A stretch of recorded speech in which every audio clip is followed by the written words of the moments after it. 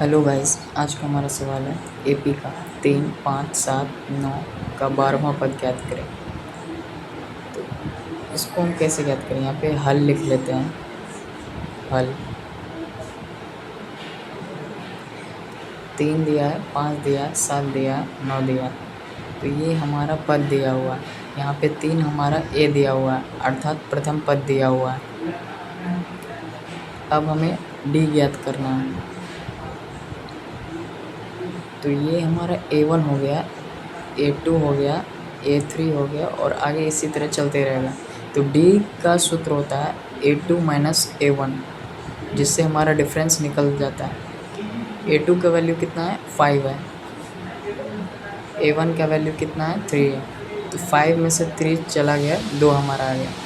तो ये D की वैल्यू 2 हो गई। अब यहाँ पे बोल रहा है 12वां पद ज्ञात करें।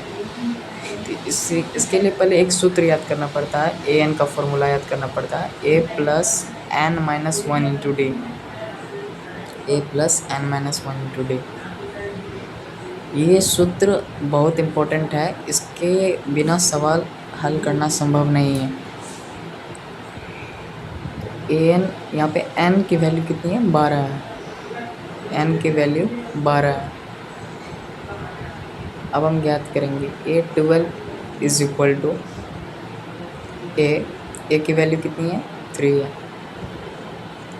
प्लस एन की वैल्यू कितनी है? 12 है।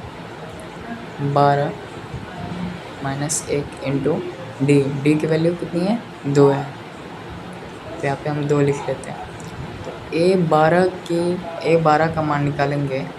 A12 बराबर 3 प्लस 12 में से 1 माइनस हो गया 11, 11 दूनी 22 आ गया। A12 इज इक्वल टू हमारा आंसर आ गया 25। 22 प्लस 3 25। तो ये हमारा आंसर हो गया।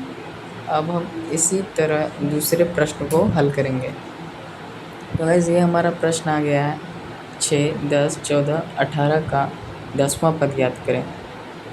तो सबसे पहले हम यहाँ पे हल लिख लेते हैं। हल लिख लिए।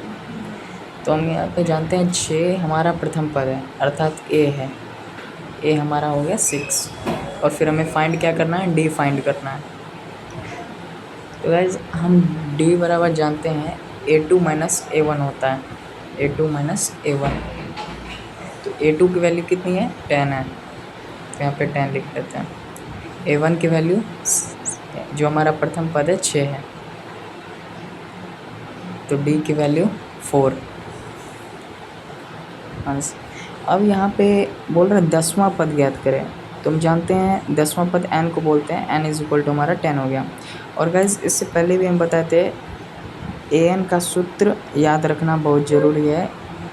विदाउट इस फॉर्मूले के हमारा सवाल बनना असंभव है। तो इसको हम लिख लिए। an का सूत्र है an is equal to a plus N minus one into D.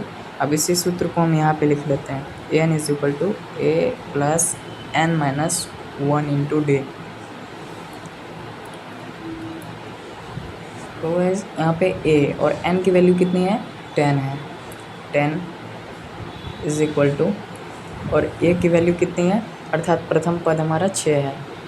6 plus n की वैल्यू 10, जो यहाँ से लिए 10 माइनस 1 इंटू डी की वैल्यू कितना? 4। तो A10 is equal to 6 plus 10 में से 11, 9 चौका 36।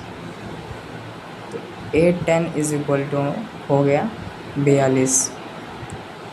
गाइस, इसी तरह हम लोग क्वेश्चन को हल कर लिया। आई होप कि आप लोग अच्छे से समझ चुके होंगे।